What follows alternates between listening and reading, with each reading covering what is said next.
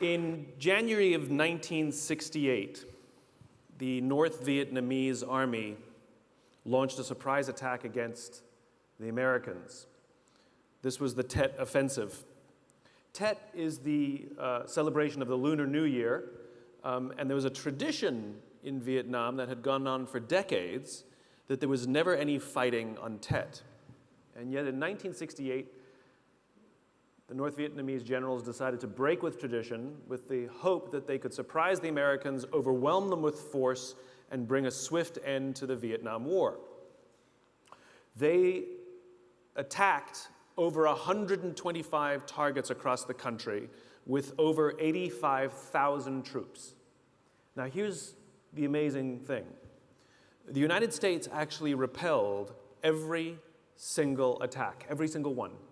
And at the end of most of the major fighting, which was after about a week, the United States had lost fewer than 1,000 troops. The North Vietnamese lost 35,000 of the 85,000 troops. And if we look at the Vietnam War as a whole, we see that America lost 58,000 men, and North Vietnam lost over 3 million people. And a close examination also reveals that America actually won nearly every major battle it fought. So it raises a very interesting question. How do you win all the battles, decimate your enemy, and lose the war? It raises new questions about how we understand the concept of winning and losing. James Carsey, a theologian from NYU, wrote a little book called Finite and Infinite Games, in which he talks about games and how we play them. Basically, if you have at least two competitors, you have a game. And there are two types of games. There are finite games and there are infinite games. Finite games are defined as known players, fixed rules, and an agreed upon objective, like football. We all agree what the rules are. We all agree whoever has more points at the end of the game is the winner. The game concludes and we all go home. Then you have an infinite game. An infinite game is defined as known and unknown players. The rules are changeable, and the objective is to perpetuate the game, to keep the game in play. When you put a finite player versus a finite player, the system is stable. Football is stable. When you put an infinite player versus an infinite player, the system is also stable. The Cold War was stable because we cannot have a winner or a loser, and so we both keep playing until one of the players runs out of the will or the resources to keep playing, and then they drop out of the game. Problems arise, however, when you pit a finite player versus an infinite player, because a finite player is playing to win, and an infinite player is playing to keep playing, and they make very different strategic choices. And invariably what happens is the finite player finds themselves in quagmire. They find themselves frustrated and running through the will and resources required for them to stay in the game. And this is what happened to America in Vietnam. America was fighting to win, and the North Vietnamese were fighting for their lives. A very different set of strategic choices were made. And it's not so much that America lost, it's that they ran out of the will or the resources to continue to stay in the game, and so they dropped out. So this gets me thinking. There's no such thing as winning global politics. There's no such thing as winning governance. And there's definitely no such thing as winning business. But when we listen to the language of too many leaders, they don't know the game we're in. They talk about being number one, or being the best, or beating their competition. Based on what? Based on what metric? Based on what time frame? These are infinite games. And when we play with a finite mindset in an infinite game, there's a few very predictable things that happen.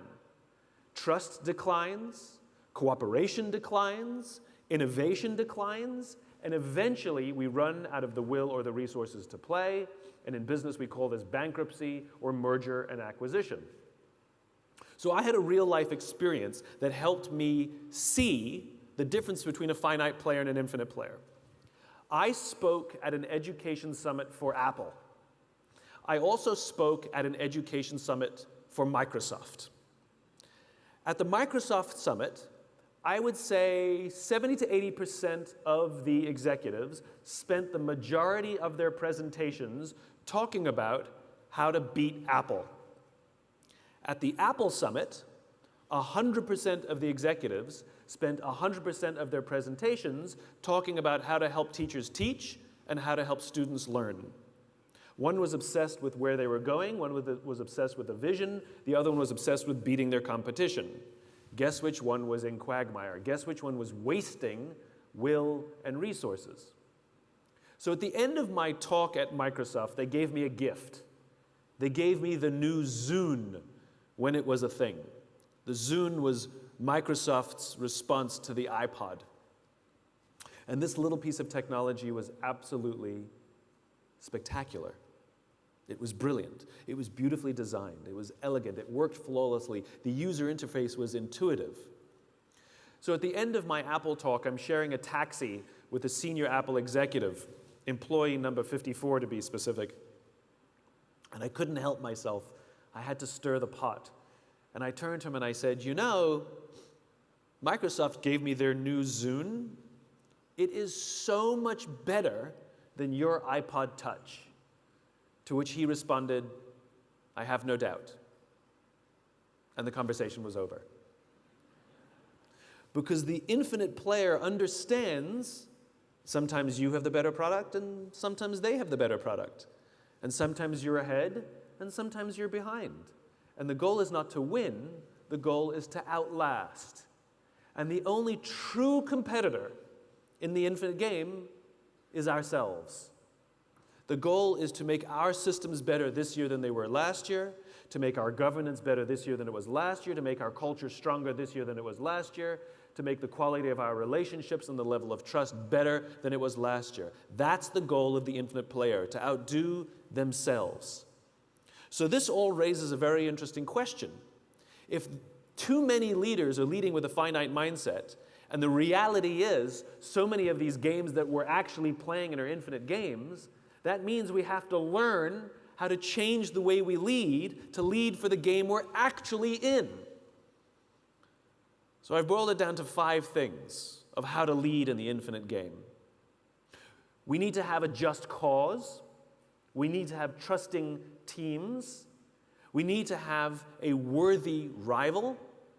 We need to have a capacity for existential flexibility. And we need to have the courage to lead. Just cause. A just cause is a cause so just, we would be willing to sacrifice our interests in order to advance that cause. That could mean taking a job for less money because I believe in what we're doing here. It happens very often that we're doing something we believe in and someone wants to bring us to their company and they think that simply by showering us with money we'll leave. But when we believe desperately in the work that we're doing, we easily turn down the better salary. That's a sacrifice in order to be a part of something we believe in. Maybe working late hours or frequent business trips, being away from our families. We don't like these things, but for some reason, it feels worth it. It feels worth the sacrifice to be a part of something larger than ourselves. And every leader with the capacity to lead for the infinite game offers their people a sense of just cause. Steve Jobs famously believed that the individual should stand up to Big Brother. It wasn't about computers per se, it wasn't about design, but he saw the computer as the perfect tool to empower individuals to stand up to the status quo. He imagined a world in which one day, one person with a computer could compete against a corporation. Well, that's the world we live in today. This is what his just cause was. And all the people who believed in that kind of individual power were drawn to Apple. They wanted to work there and they wanted to buy from Apple. It's not an accident that creative people and young people were so drawn to the brand. They like the idea of standing up to Big Brother, standing up to the status quo. We must give our people a sense of just cause, a cause so just they would be willing to sacrifice in order to advance that infinite ideal, a vision of the world that does not yet exist. Number 2, we have to have trusting teams. I was on a business trip in Las Vegas, and they put me up at the Four Seasons, beautiful hotel.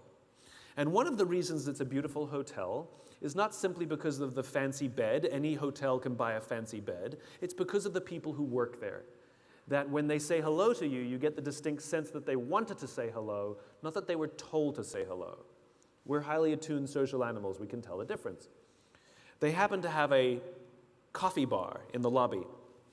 And so one afternoon, I went to buy myself a cup of coffee, and the barista working that day was a young man named Noah. Noah was funny. He was engaging. I enjoyed buying a cup of coffee from him. I stood there for far too long buying a cup of coffee just because I enjoyed talking to Noah. So as is my nature, I asked Noah, "Do you like your job?" And without skipping a beat, Noah says to me, "I love my job."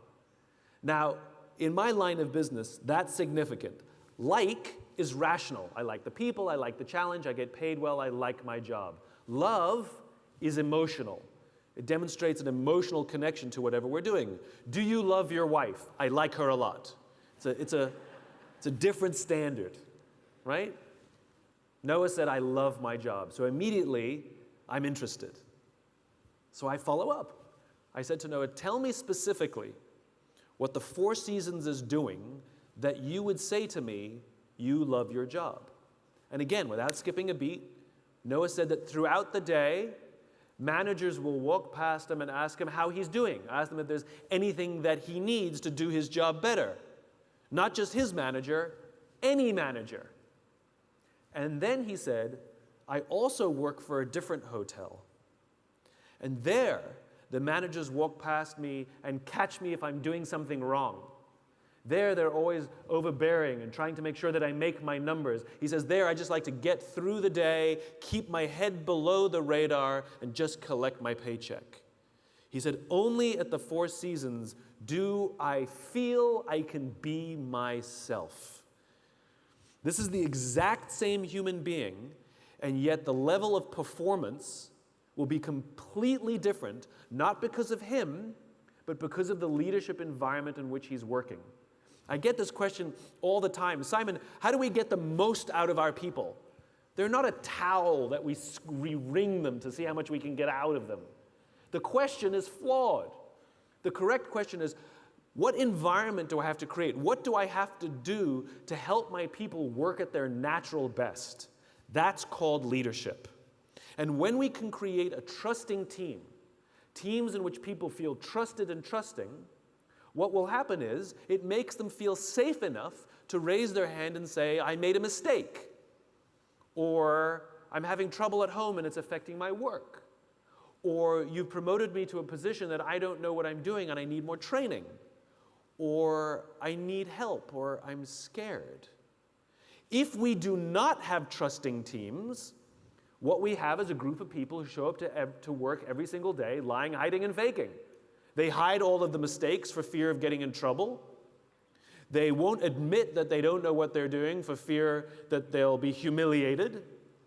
They're certainly not going to say that they're scared or that they need help for fear that it will somehow reduce their value inside the organization. And eventually, things will compound and break.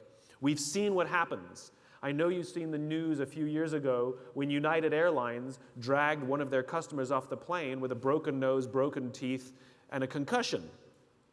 I feel sorry for every person who works on that plane. I feel sorry for the crew because every single one of them knew that that was the wrong thing to do, and yet none of them intervened because they feared getting in trouble or breaking the rules more than doing the right thing. This was not an anomaly. This did not happen overnight. It was not that crew. It was the culture in which that crew works. I had an experience many years before that started to show the evidence. I was waiting to board a United Airlines plane on a business trip, and I witnessed a scene play out in front of me where one of the passengers attempted to board the plane before their group number was called, which, as we all know, is a serious crime. And that's exactly how the gate agent treated him. "Step aside, sir. I haven't called your group yet. Please step aside and wait till I call your group." is how she talked to a paying customer. So I spoke up. I said, why do you have to talk to us that way? Why can't you talk to us like we're human beings? And she looked me in the eye and said, sir, if I don't follow the rules, I could get in trouble or lose my job. All she revealed to me is that she was more concerned about herself than she was about her customer, is that her leaders don't trust her to do the job for which she's been trained to do. She has no agency or control over the job that she does. And guess who suffers? Customer and company. The reason we like flying Virgin Atlantic or Southwest Airlines or Emirates or any of these other airlines is not because they have some magical formula to hire the best people. It's but the people who work there feel like they have agency, that they have the power to do their job the way they've been trained to do it and make the right decisions. And guess who benefits? Customer and company. To keep playing in the infinite game, we have to have an environment in which people feel trusted and trusting. They feel that we trust them and they trust us back. That is the responsibility of leaders. Leadership is not about being in charge. It's about taking care of those in our charge and creating a place in which they can work at their natural best, and they will offer us their best ideas, they will take risks, they will solve problems, they will work together. It's a magical thing. Number 3, you have to have a worthy rival. There's somebody else who does what I do. He writes books, he gives talks, his work is extremely well respected. I'm a big fan of his work. I also happen to hate him. It's nothing personal, he never did anything bad to me. It's just how I feel. I hate him.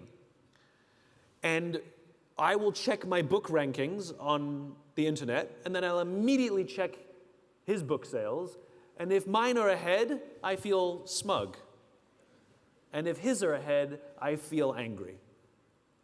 So one day we were invited to speak on the same stage together. And I don't mean him in the morning and me in the afternoon. I mean actually together. We would be interviewed on the stage together. And the interviewer thought it would be fun if we introduce each other.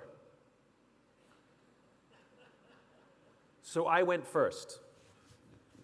And I looked at him and I said, "You make me very insecure.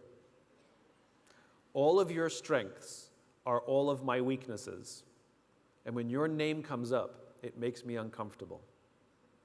And he turns to me and he said, "Funny, I feel the same about you."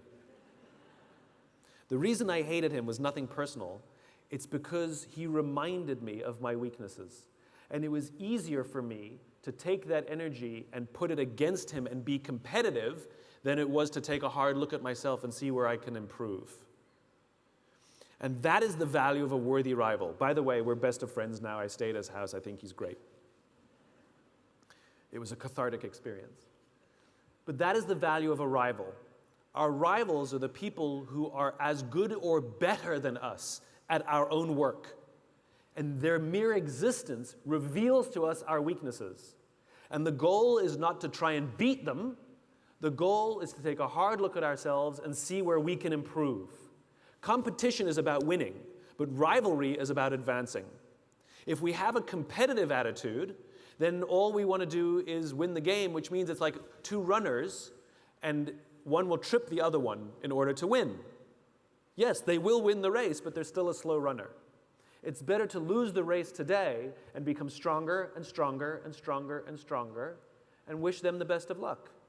And your rivalries can change depending on how well you do. In the early days, IBM was Apple's worthy rival, rather. Apple were the pirates and IBM represented the Navy. And then IBM fell out of the game.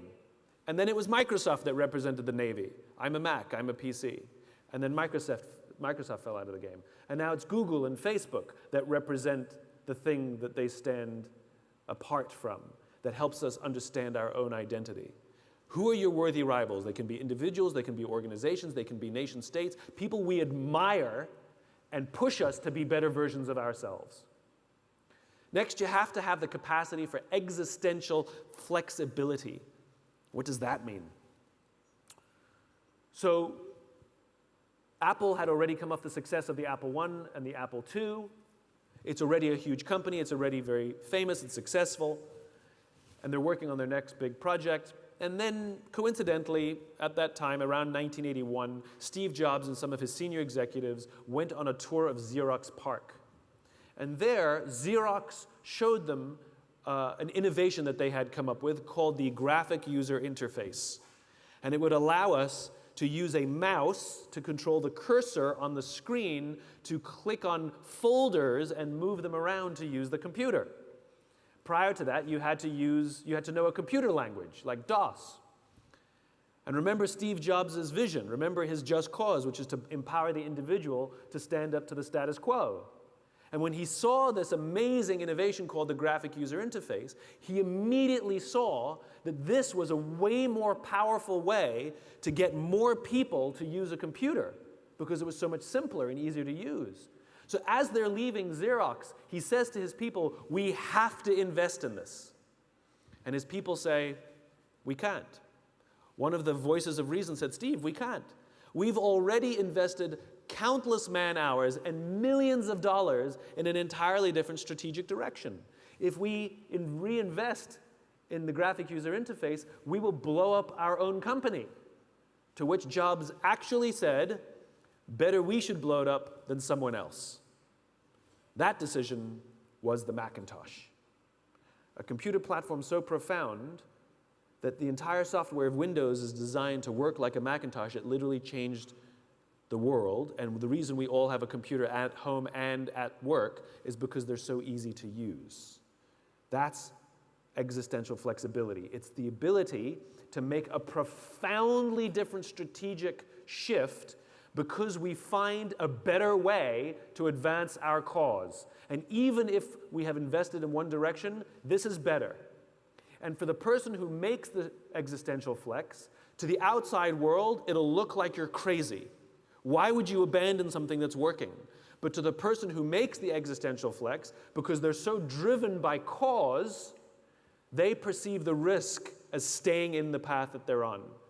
That it is a much smaller risk. It's the obvious thing that they have to do to adjust. Kodak did the opposite. George Eastman, the founder of Kodak, had a just cause about democratizing photography, and everything the company did was about making photography simpler and simpler and simpler. And in 1975, the company invented the digital camera, and they suppressed the technology for fear that it would cannibalize film sales. They knew that they had about 10 years before someone else would figure it out, and over the course of those 10 years, they did nothing. And sure enough, more companies started to introduce digital technology. In fact, Kodak made billions of dollars from the royalties they got from their patents for the digital technology, and when those patents ran out, they went bankrupt. Because if you're not willing to blow up your own company, the market will blow it up for you. Existential flexibility is the capacity to make a significant strategic shift because you find a better way to advance your cause. And only infinite players have that capacity, which means everybody else runs out of time and money. Finally, you have to have the courage to lead. Everything that I've told you today is unbelievably difficult. To be cause-driven in a world where all of the pressures on us are short-term is incredibly difficult. For those of you who work in government, you're not as used to being short-term oriented. It's more long-term oriented, and it is about serving the greater good. But for business, all the pressures from Wall Street, all the incentive structures are all about near-term, near-term, near-term. And I would contend that one of the reasons government and business sometimes struggle to actually work well together is because one is thinking extremely long-term and thinking about the greater good, and the other is thinking extremely short-term and thinking what's good for me. And the problem is those are different attitudes of working together. And in my experience, government keeps looking to business to learn how to do things, and I would challenge businesses to start looking at government to learn how to do things. That maybe a long-term mindset and thinking about how we devote our lives to a life of service, which can still be extremely profitable. The most infinite organizations are some of the most profitable. Apple, Southwest Airlines, Patagonia, Virgin. These are incredibly infinite thinkers, and they're some of the most profitable companies in their industries because of their cause, because of their teams, because of their ability to innovate. This takes tremendous courage to lead in a way in which the vast majority of people are leading in a different way.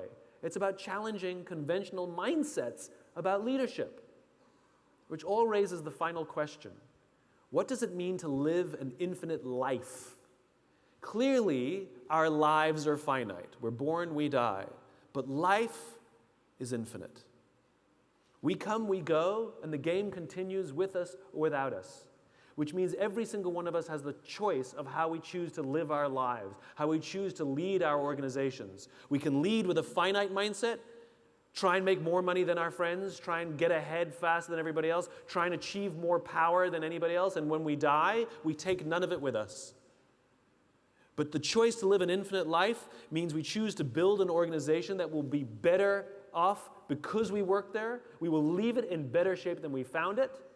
It means to be the kind of friend and leader to others that they will be better because we were in their lives. It means we will literally live on beyond ourselves. It's just a choice whether we choose to live with an infinite mindset or a finite mindset. Thank you very much.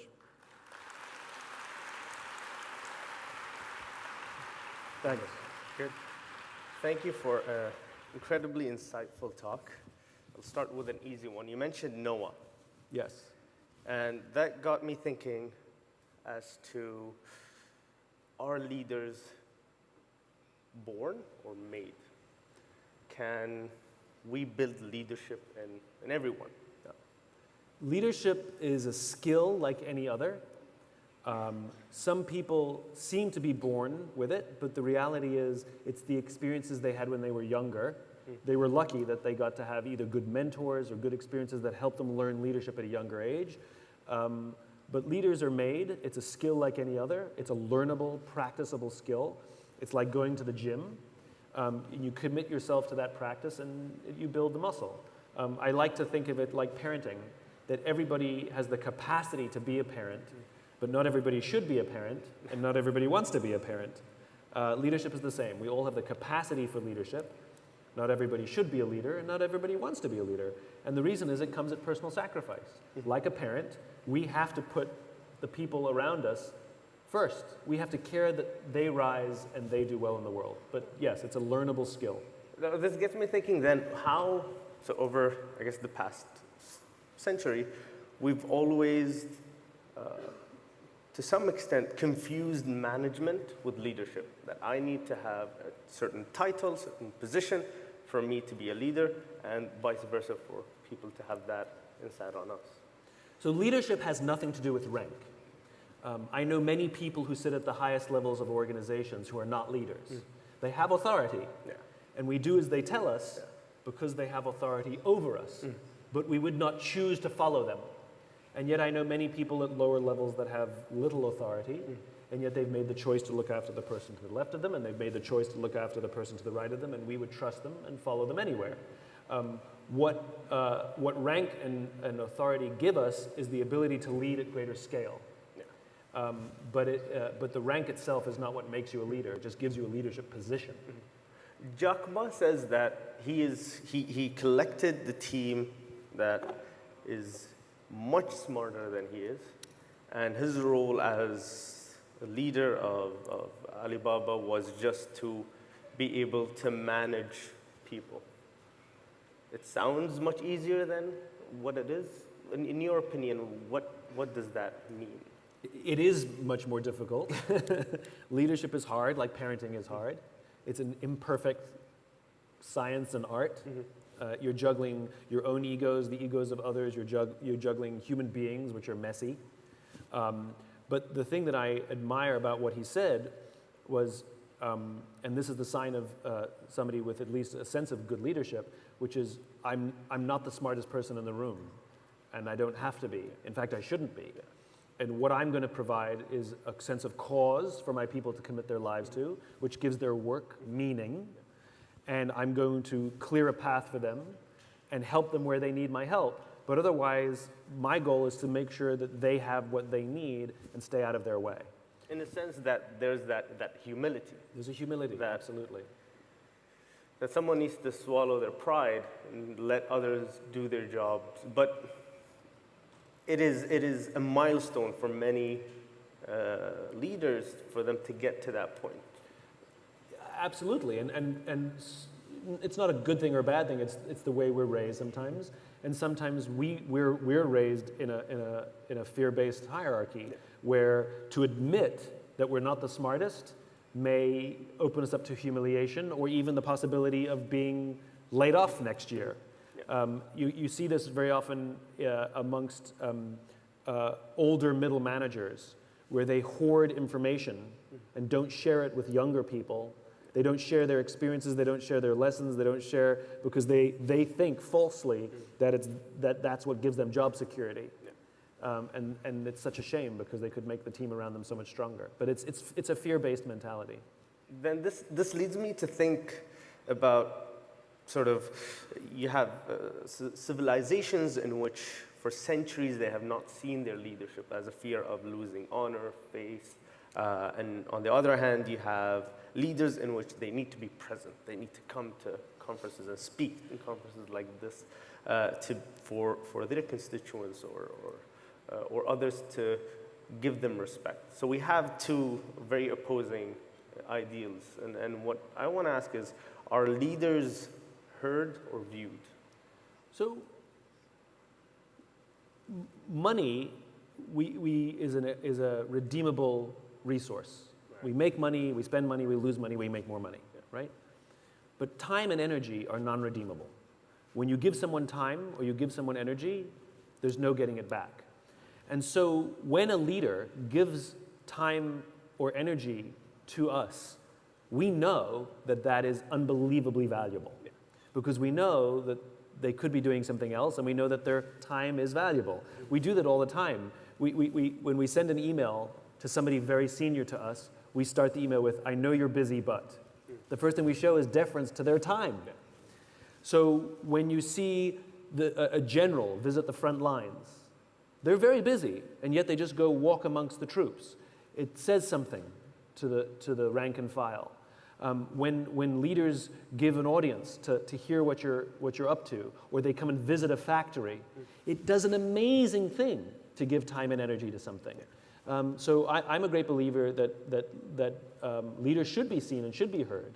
They should have busy public schedules, as opposed to living in an ivory tower, which may produce a sense of mystery and myth, but it's unstable. Yeah. So this leads me again to a question that is very based on today's times. That the saying goes that technology leads or breeds impatience. I don't want to say how can we guide this generation, because I see a lot of the older generation that are just as impatient. Yep. So how can we have people sort of be able to be more patient in the sense that be able, whenever we speak about leadership regardless of scale or hierarchy, that they're able to be patient, and in the sense that can we be patient enough to lead to or to get to to play the infinite game? I think that there's an old Chinese saying, which I love, a little Chinese parable. There's a young man who's born with remarkable ability for horse riding, and everybody in the village says, "You're so lucky," and the monk says, "We'll see." And then he falls off his horse and breaks his leg, and his career is ruined. And everyone in the village says, "You're so unlucky." And the monk says, "We'll see." And then war breaks out, and all the young men are sent to battle, but he can't go because of his broken leg. And everyone in the village says, "You're so lucky." And the monk says, "We'll see." And I think this is what patience breeds. I think this is what an infinite mindset produces, which is we don't see any action or any result as final. They're stepping stones, and sometimes they help us, and sometimes we fall back. And all of us have had very negative experiences in our lives that we will say, "I never want to do that again, but I'm glad it happened because I learned so much." Yeah. Yeah. Every great leader has had tremendous failure. There's no such thing as hockey sticks of success. It just doesn't exist. And so I think an infinite mindset allows us to just take things in stride and maintain positivity and not see any particular result as final, which also yields humility. So we don't believe bad results are the end, but we also don't think that we're amazing because we had good results. Everything is a little more tempered. But then going back to your metaphor of the monk, especially depending on the sector you work at, if it's based on public opinion, that someone says, all right, we have this long-term plan and we need to be patient, or we need to take things easy as X, Y, and Z. How would, in your opinion, how can someone, I know it's much easier said than done, how can someone be able to lead to lead a nation, corporate? So when I talk about having an infinite mindset, that doesn't mean the absence of finite games. There are always finite games within the infinite game, but they exist within a context. Yeah. And metrics are extremely important. We need metrics. As human beings, we are very tangibly driven. We need to see and measure progress to feel progress. I can't just say, I'll give you a bonus if you do more. How much more? Tell me, give me a target. Give me something to reach for. It's like running a marathon and there's no markers along the way. You don't know how fast you're going, you don't know how far you're going. And so when public opinion matters and you have an infinite mindset, it's extremely good to have milestones. It's extremely good to give progress reports so that people can see the steps that are being taken towards the vision. We'll never get there because it's an infinite game, but we'll die trying, which is the point. And all the milestones are proof that we're moving in the right direction, and also being honest about some of the things that push us back. I want to talk about what made you write your book, or what was the spark that made you write the book that you authored, starting with the why? Start with why was born out of the loss of my own passion. So I had a career, it was a successful career, and I fell out of love. And I didn't know what to do with that feeling because I was embarrassed. Because my life superficially was good. I'd made a decent living, I had amazing clients, we did good work, but I didn't want to wake up and do it again in the morning. And so I pretended that I was happier, more successful, and more in control than I felt. I was lying, hiding, and faking, just because I was embarrassed. And that's not a good way to live. And there was a confluence of events, and I discovered that every single one of us knows what we do. Everybody can tell you their job. Some of us can tell you how we do it, the things that we think make us stand out from those who do what we do, also do what we do. But very, very, very few people can clearly articulate why we do what we do. I don't mean to make money, that's a result. I mean, what's the purpose, what's the cause, what's the belief? Why did we get out of bed this morning, and why should anyone care? And I realized that that's what was missing in my life. I knew what I was doing, I knew how to do it, but I couldn't tell you why I was doing it. And the reason I felt uncomfortable is I'd lost any sense of purpose or cause in my life. And it was the rediscovery of my why that not only restored my passion, but pushed me in a direction that I find myself here. Would you mind me asking why, or when, or at what age were you when? This all went down when I was 32. Because I've recently read that there's something called the quarter-life crisis, where someone that is in their 20s, they've left college, they just started to work, throughout their university years, they reach a point where they've been told that, if you study X, Y, and Z, you'll be this incredible person. And then once they reach the job market, it's not the case. Reality hits them in the face, so to speak. And that ends up, the quarter-life crisis happens. So what are your thoughts on that? I mean, I would argue that part of that is due to the fact that we do a poor job of preparing people for when they graduate. Okay. I mean, think about it. When we're young, our parents and guidance counselors tell us, get a job. Nobody says, get a job you love. We're told to weigh the pay package of one company versus the pay package of another company. We're never told to weigh, do you like the people you're going to work for here? Do you like the people you're going to work for there? Because you're going to spend more time with those people than you will with your own family and friends. Yeah. So I think one of the reasons is we poorly prepare people on how to make a decision on how to choose a job or choose a career. And so by the time we get there, I think it shakes the system. I think the quarter-life crisis shouldn't have to happen. I agree. Yeah. So you, throughout your books, in your talks, you've spoken a lot from a corporate perspective. And since we're in the World Government Summit, it's fair to ask leadership in the private sector versus government. What differs?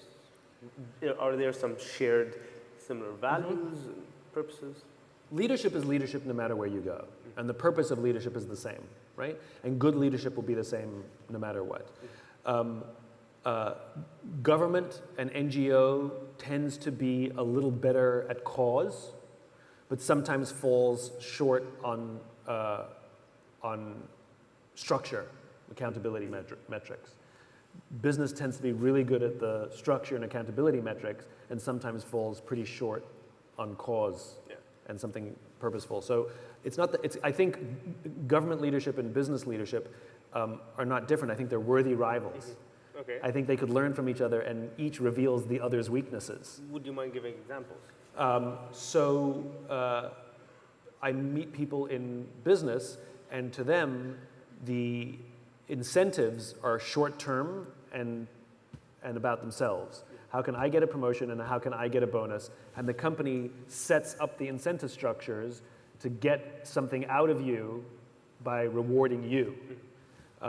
In government, under good government leadership, it tends to be more, look what we're doing, and the reward tends to be more communal, and it tends to be more shared, and we view ourselves as a piece of a machine rather than I'm the champion.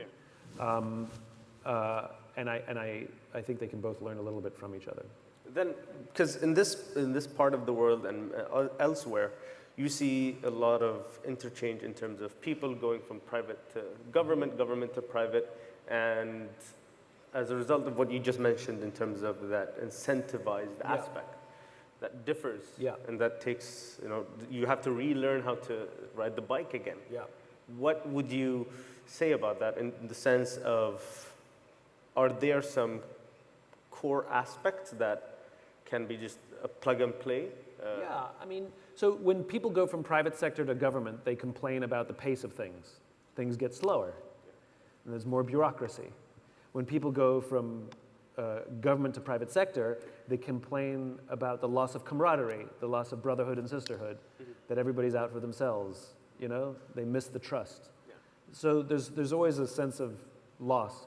I think the universal truth, which is missing in both, is good leadership curriculum. I think we can do much better in private sector and much better in government in teaching people how to lead. We expect that they're learning it somewhere else. We hope that they're getting it from university or MBAs, which they don't.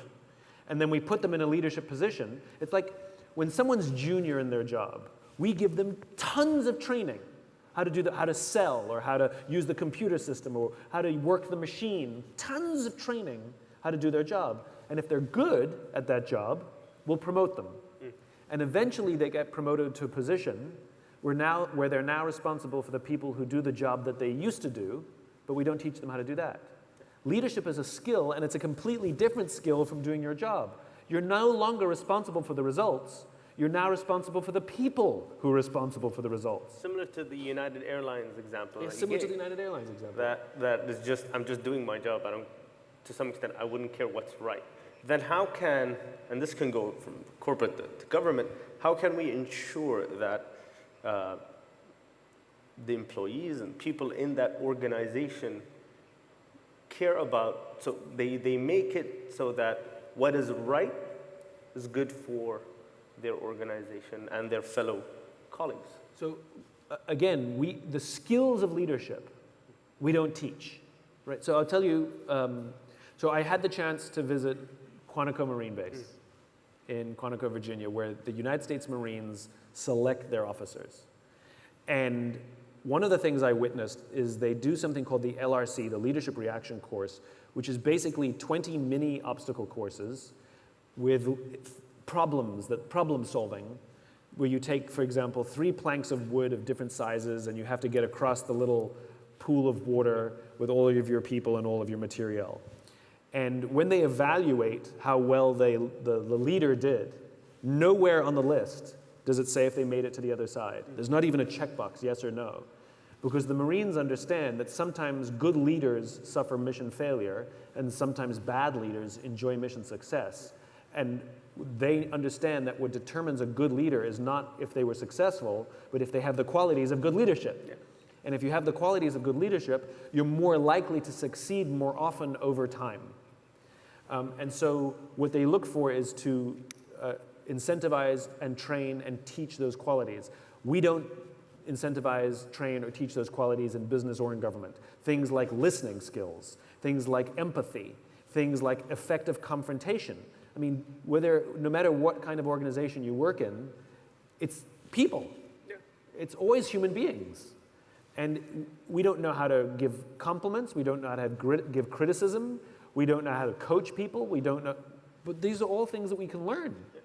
So I think we can all do a much better job of teaching the human skills. I don't like calling them soft skills. We're talking hard skills and soft skills. There are hard skills and there's human skills. And I think we can do a much better job across the board of teaching human skills. I wanted to ask about us essentially as a species, as humans. Do we have the same purpose to work on or be a part of something much greater? That to say, oh, I've worked on this, even though my name is not in there, or my name is on there, and I worked on this. So it's funny you bring that up. In doing the research for my new book, I stumbled across a pattern that I didn't expect to find.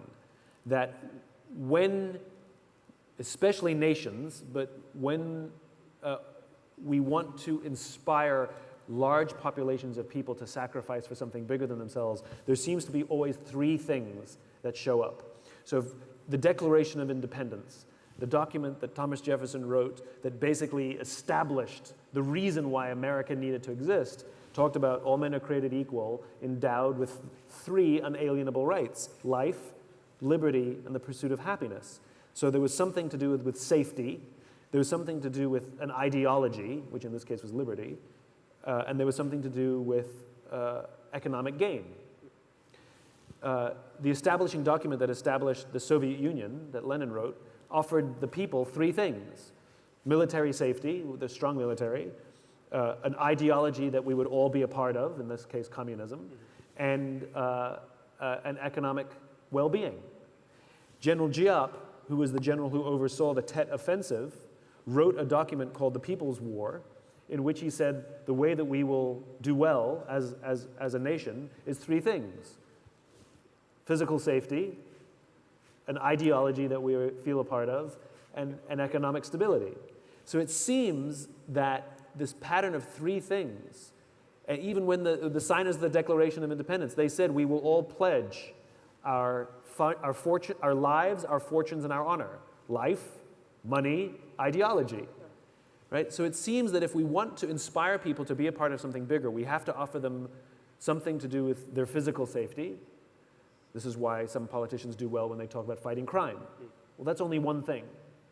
And then that's why some do well when they talk about economic well-being. Well, that's only one thing. And the other thing is ideology, to be a part of a cause or a vision, the just cause bigger than ourselves. But it seems we need all three. They balance off of each other. Two questions regarding that. One, why three? I have no idea. Look, people talk about the law of threes, and three is a very sort of comfortable number. And you know, I don't. And even when I did why, how, what, why not four things? Yeah. I don't know the biology of it, but I suspect there is a balance, and they can't all be there at the same time, you know. And so it's like a relationship. It's like a friendship or a marriage. We want the other person to make us feel physically safe. We want to feel like we're doing something big together, raising a family, and then we want to have economic well-being. Those things don't all happen necessarily at the same time. And so I think if two are good, they allow for you can flow, and because they're unpredictable. So I think three is you can balance on two when you're missing one. And any leaders of the past that were able to hit the trifecta, in your opinion? Well, I think these examples that we've talked about, And I think some of the leaders that we admire and who have stood out throughout history, was it Nelson Mandela or Winston Churchill or FDR or Mahatma Gandhi, I think they talk in terms of ideology, they talk in terms of safety, and they talk in terms of economic well-being. So, and these leaders and all these three principles, during their founding of, regardless of which nation, there was this going against the grain, the status quo, and especially in government. Doing that takes a lot of effort. There are reasons why we have these bureaucracies and reasons why we have these policies and processes. But going against the status quo is what, in order to create a diamond, you need the pressure, you need that change, you need that evolution.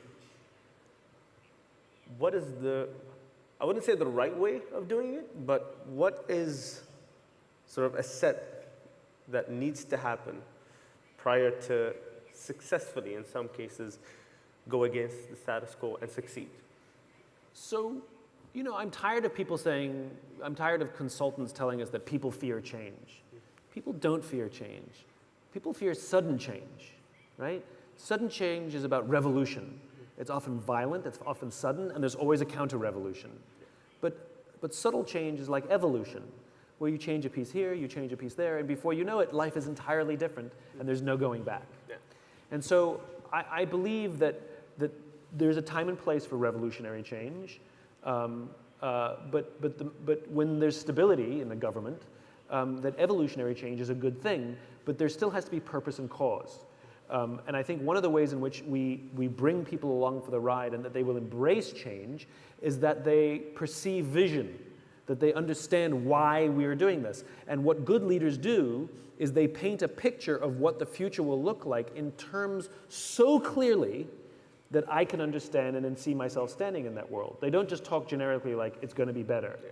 You know, Martin Luther King, in his famous speech, said, "I have a dream that one day little black children will hold hands on the playground with little white children." He was talking in visual terms. It's why we call it vision, because we have to be able to see it.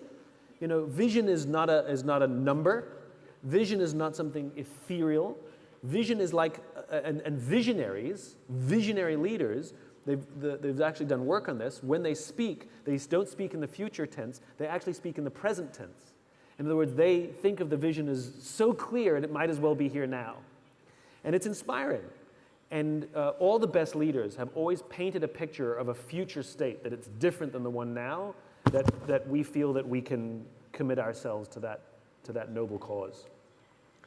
But then how are you able to, because everything, or to all of us, individually, we have different motivations that don't usually translate sometimes from bottom to top to bottom. And when we talk about governments that employ thousands upon thousands of people, how is it so that leaders, regardless of where they are in the hierarchy, are able to match that individual motivation, that we need to do this change because X or Y or Z, because it matches, or it matches your own personal drive and motivation? We want leaders to have different opinions, of course. We want leaders to be offer different ideas and be critical of the path that we're on. We don't just want yes men around us, but we do need to have shared values. There is a foundation where that there has to be consistency in shared values and shared cause. Nation states, cities, or companies have cultures, and different. You have different cultures. So in the United States, there's a culture called American, and it has certain qualities. You either like those things or you don't like those things. And if you like them, you go live there, and if you don't like them, you don't go live there. But even within that culture, there are subcultures. There's Los Angeles and there's New York. I have to believe that the culture of Abu Dhabi and the culture of Dubai are different. It's still one nation, but you either feel that you belong here or you feel that you belong there. Okay. And so a nation is the same thing, which is we should articulate our values, articulate our vision, and those who feel that this is what I stand for, this is where I belong, they are excited to be a part of the government, they're excited to be a part of the cause, and if not, they won't. And so if we just make it a job, oh, you can have stability because it's a government job, it's not values-based, and that's where you start to have tension, because now people are coming in for self-interest. But the clearer the values are, the more easily you attract people who are drawn to those values, and the more easily you can filter out people who don't share those values. Is there a recent example that you can share with us that at least we can relate to, that this has been done quite at a nation state level, or perhaps, yeah. Well, I mean, some of the things that I talked about, Apple talked about challenging the status quo, and so it attracted people who like that idea, even to go work for the company. It was a rallying cry. Safe was for other companies. In my own organization, we talk about the vision of creating a world in which the vast majority of people wake up in the morning inspired, feel safe at work, and return home fulfilled at the end of the day. The people who want to work with us or work for us share that vision. The people we want to work with share that vision. And when somebody just wants to increase their bottom line, we say no, because it's about shared cause and shared values. And we're very clear about our values. I think that incentive structures need to reward not just performance, but also adherence to values. So often in organizations, I hear it all the time. There's a salesperson who's so good, but everybody knows they're cancerous and toxic to the organization. And when I ask, why don't you get rid of them, they say, their numbers are so good, right? So you're sacrificing your values for a short-term financial gain, which, by the way, is hurting everybody else. So I think the ability to make difficult decisions with values in mind is what makes an organization or a government better able to build an infinite infrastructure. And you mentioned that some people may go into government for that short-term stability and safety. And when government is, I guess, revitalized or asked to change, and this can even go in the corporate aspect, where the employee or the colleague reaches a point where they reach a slump and they plateau. And in many government institutions, that is fine. Plateau, as long as you do your job and don't hurt anyone. But you're not excelling. You're not creating that impact. And as we've seen recently, it's not enough. And there needs to be that matching of the values, as well as making sure that they want to be a part of it. How can we reignite, restart the battery, so to speak, when it comes to organizations that have such, in my opinion, an epidemic? So I subscribe to something called the law of diffusion of innovations. For me, it's the thing that I've built my whole career on. And basically, what the law of diffusion of innovation says, any population, regardless of its size, sifts across the standard deviation, the bell curve. If you have high performers, you have low performers, and then you have an average, right? If you want to have the ability to create long-term change, or long-term stability, or spread an idea, or a cultural change, what we usually do is we aim at the middle, we aim at the bell, we aim at the average, and we try and offer them kinds of things to come along with us, usually financial. But what the law of diffusion tells us is the first 2% of our population, 2.5% of our population are our innovators. These are the big thinkers. Then you have about 12 or 13%, which are your early adopters. They're very comfortable with change. They have a high risk tolerance. They're very comfortable being a part of something that reflects their values. Then you have the majority, which is more cynical, more practical. What's in it for me? They care about price, quality, service, and features. And then you have the laggards, which, the only reason they bought a DVD player is because they stopped selling VCRs, What the law of diffusion tells us is that if you want to affect long-term change, you actually don't go to the middle.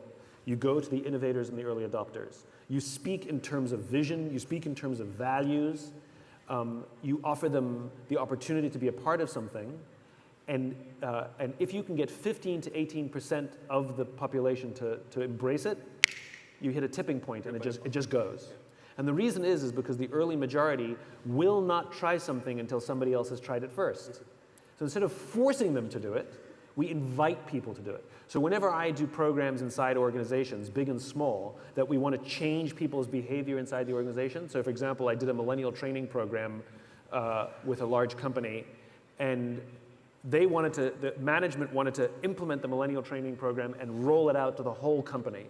You know, tens and tens and tens of thousands of people across the nation. And my recommendation was, let's do it very small. You have to apply. We make it a little bit difficult to come, so it's not just online. You know, check, check, check, check. We made them write an essay as to why they wanted to be there. And we read the essays. We took it seriously because we didn't want to make it too easy because then there's no filter. We only wanted people who really wanted to be there. We made the timing difficult. We made it in the middle of the week, so they had to leave work. You know, we did that on purpose. And we got 100 really great applicants because we limited it to 100, even though there's thousands of employees. And we did one, right? 2 weeks later, one of the leaders of the company walks into me furious at me because the phone was ringing off the hook for all of the leaders across the country saying, why didn't I get this program? Where if we had rolled it out, all of those same leaders would say, we don't have time for this. Stop telling me what to do. We created demand because I knew that if you get the early adopters, eventually what that does is it creates demand from everybody else because those 100 people went back across the country and they said, I did the most amazing thing. And they were my greatest advocates. I didn't need to advertise. I didn't need to market. I relied on the early adopters to help me spread the message. So I'm a great believer that you do something as an invitation. You put up some small barriers to make sure you get only the people who really want to be there. You make sure that you're clear about why, what the vision is, what the values are. You make no promises. I told them in the room, by being a part of this program, it may not help your career. You won't get any additional money. You're going to have to do additional work, and you're going to have to figure it out. I'm not going to help you. In other words, they really wanted it. They believed in it. Yeah. And it took on a life of its own, which is exactly what you want. So I'm not a big believer in rollouts. I'm a big believer in phased outs. Yeah. Is there a leader that you currently, and I'm going to make it very hard, that you look up to, you respect, that to some extent inspired you, at least in the ways that you run your organization, for example? The few people that I really turn to and think about for leadership counsel are people that are not famous.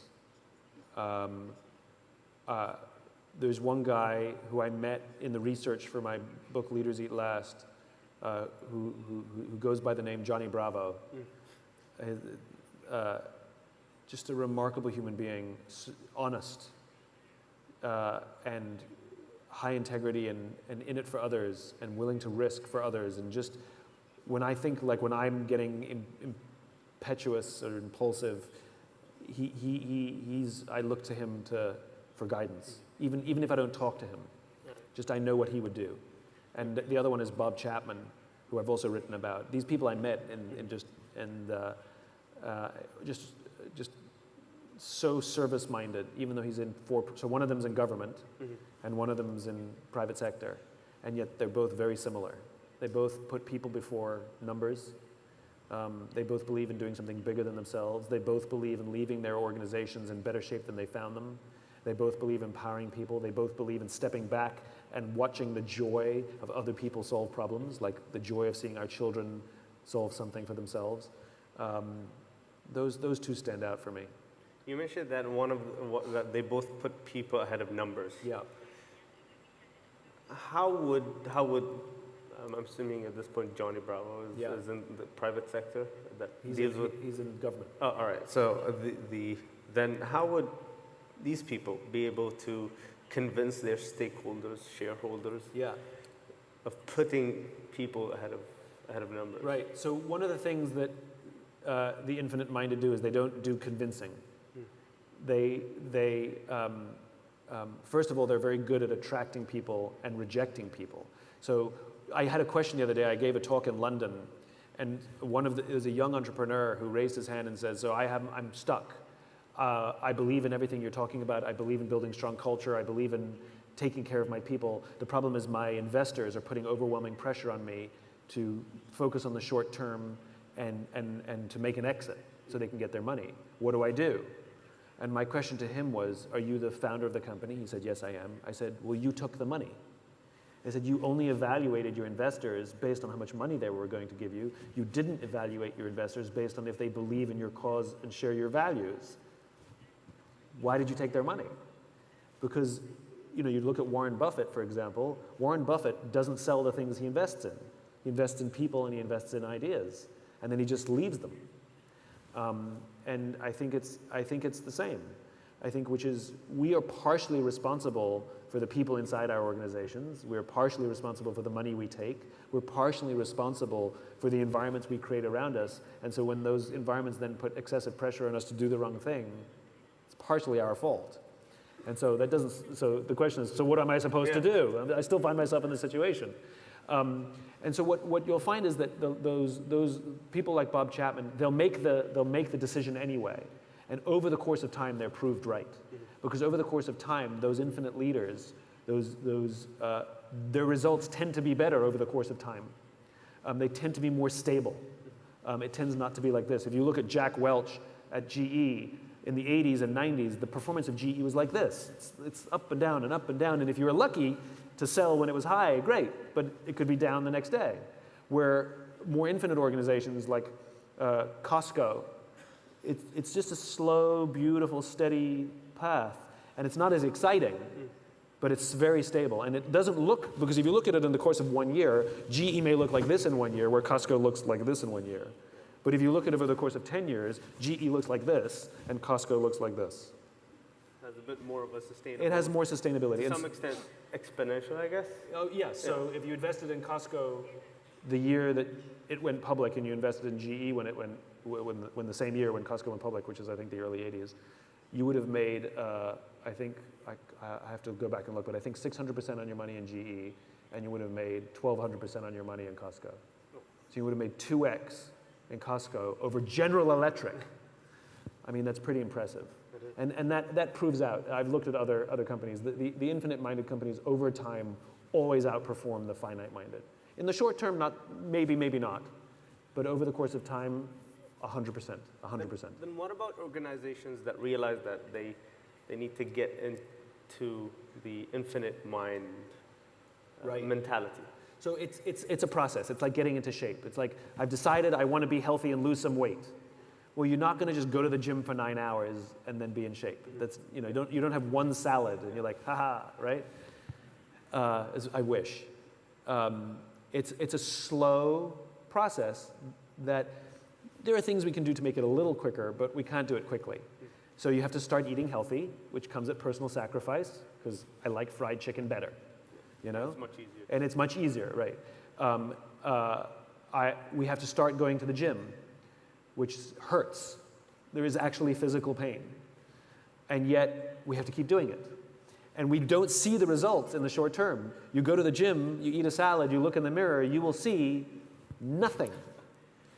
And you'll go to the gym the next day and you'll eat another salad and you'll look at the mirror and you will see nothing.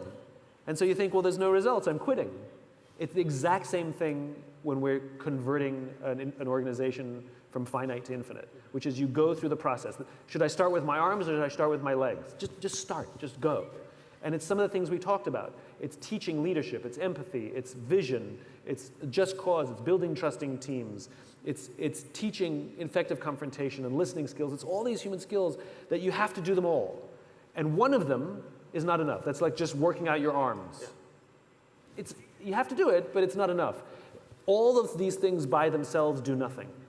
But in combination, consistency is more important than intensity. Because companies are really good at intensity. Like we have a problem, we have a big offsite, we invite a bunch of famous speakers, everybody's a leader now, right? And governments like to solve things with intensity as well, but it's consistency, same as a relationship. You can't just remember her birthday and buy her flowers on Valentine's Day and she falls in love with you. If only. It's lots and lots and lots and lots of little things that over the course of time. So it's the same thing. It's the commitment to a process. It's the commitment to a lifestyle. It's not an event. And any single organization can become infinite, and any organization can become visionary, and every single culture can become trusting and inspiring. Some are quicker and some are slower, but it's a process that, like exercise, 100% of the time it works. Yeah. And as you mentioned, it's a lifestyle. It's a lifestyle. So leadership is a lifestyle. Exactly. Yeah. So you've been, and we discussed this in there, you've been in the UAE exactly about 24 hours. About 26 hours, yeah. 26 hours, yes. Any insights, any thoughts? I'm astonished by the desire of the people I've met to do something big. They speak in visionary terms. There's an appreciation of youth and vitality, and there's a risk profile. There's this desire to leave this nation in better shape than you found it. And there's a friendly competitive spirit, but you're not looking to beat anyone. And one of the things that I think I recognize about even the way you're growing your own leaders, I've never seen that in a government. I've seen youth leadership programs, but not a focused attempt to build and grow our own leaders for the future. You know, in the 80s and 90s, GE and Jack Welch were the leadership factory. That if you had GE on your resume, you could go work anywhere, right?